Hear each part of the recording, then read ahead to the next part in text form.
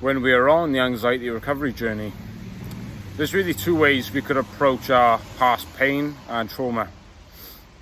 One way we can address it and sort of approach it in the sense is to victimize ourselves, to use it as a badge, to sort of identify with our past trauma, to say that we can't do such and such because I had this terrible experience, this memory, this problem. Or we could say, I believe Claire Weekes talks about, Dr. Claire Weekes talks about how we could use this as either a wound or a staff of wisdom. And it makes a lot of sense. When we have gone through the anxiety recovery journey and when we have truly suffered with what an anxiety disorder is and we didn't have the right information, then we suffered without remedy.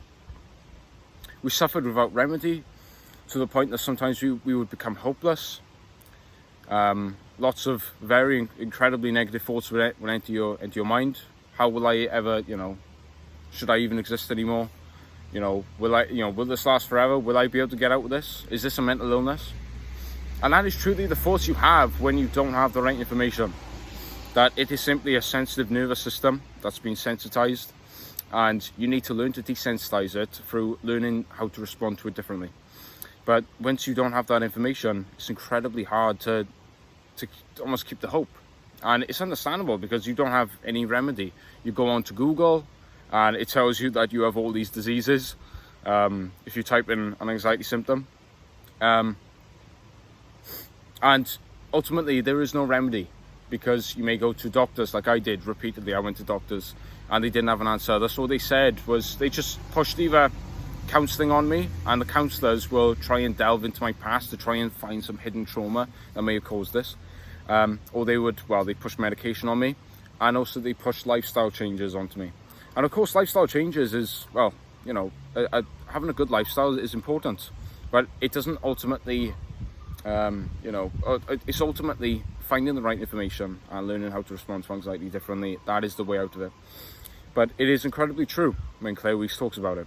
She says about how, we can use this as a staff of wisdom. It's either Claire Weekes or Sean Casson that talks about it. And it is true, because when we have this, we could obviously use this as a wound, as something that can, stop us from doing the things that we want to, or we can use this as a staff of wisdom. And how we use this as a staff of wisdom is because, experience is the best teacher.